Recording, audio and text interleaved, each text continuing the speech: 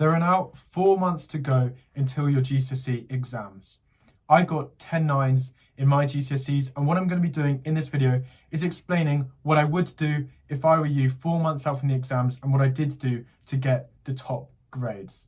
Now, 4 months is where the people who are aiming for the highest grades should definitely be revising now. Most people aiming for high grades, aiming for good grades, should start revising now too, okay? Now is a great time to start thinking about your exams, okay? You've had the Christmas break, you're now focused, you're on the home stretch now, 4 months away from exam season. If you're new here, please make sure to subscribe, and please, everyone, leave a like as well. I also respond to all questions that I can in the comments, and you can always email me too. My first point then, and the first thing that I would be doing, is I'd like to mention my planner. This is something I mention in all my videos. Those of you that have watched my videos before will know I love it. My planner, my GCSE planner, was something that I could plan and talk about my revision and kind of structure my revision more effectively. Now, what I have done is I've typed this up and uploaded this entire planner that I had in year 11, so you could see on every single day what I was up to. I've uploaded this. The link's going to be in the description now to buy this. I've tried to keep it as cheap as possible, but I would recommend buying this planner because then you can see exactly what I did on every single day in year 11 to get all 9s.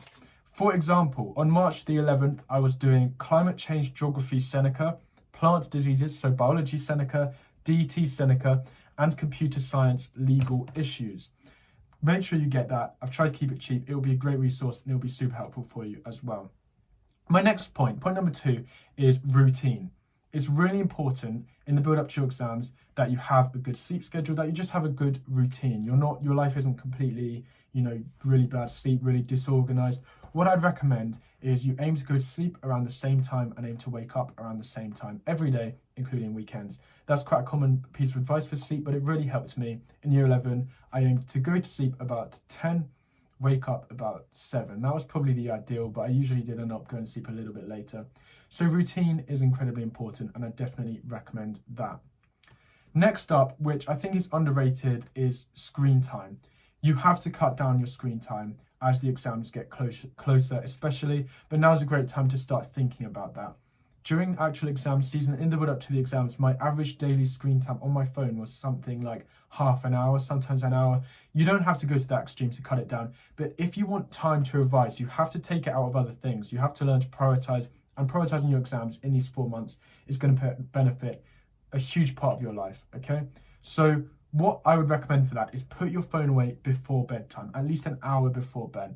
If you could do that and then read before bed or do some light revision or just talk to your family, whatever, wind down before bed, don't look at a screen. That will help your sleep and also help your revision and help your mindset during exams. So try, please, to cut down on your screen time because you just need the time for other stuff, okay? It's usually unproductive screen time, especially on your phone and social media. I deleted Instagram, for example, and TikTok during year 11.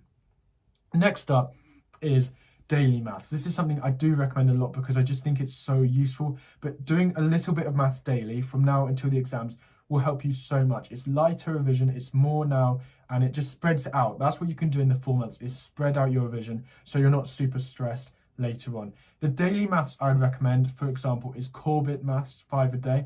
Once again, if you follow me, you'll know I talk about this all the time. But what Corbett Maths 5 a day is little sheets of questions, maths questions, and you can do them daily, mark them and improve your maths.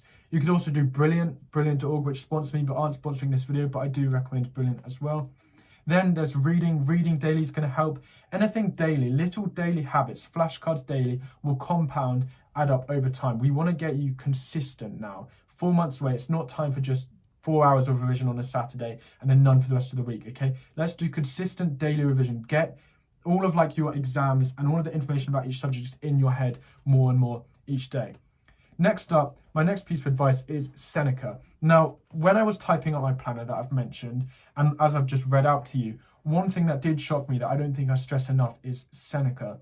Seneca Learning is where I did probably over 50% of my revision. This is how I learned content for most of my exams. It was incredibly effective for the sciences, geography, history. But if you're new to Seneca, I have a tutorial for Seneca or Google one, or make sure you install it, but it's free.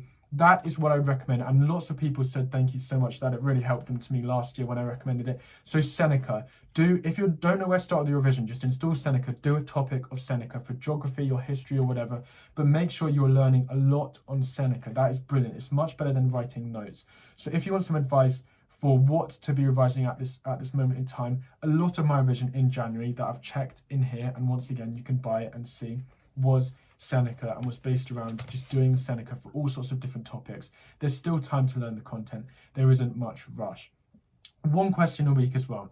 That's my final point. I would be doing at least one practice question a week. So get a notebook. And what I mean by this is in any of the humanities, okay, essay questions. So I would either do an English language, history, geography, one of those essay questions I'd be doing a week. So I'd sit down, usually for me it was on a Sunday, and I would just put a timer for an hour, for example, and write an English language question. I would then hand it into my teachers, get it marked, and make it better next time. So once a week, you should be now writing practice questions outside of homework.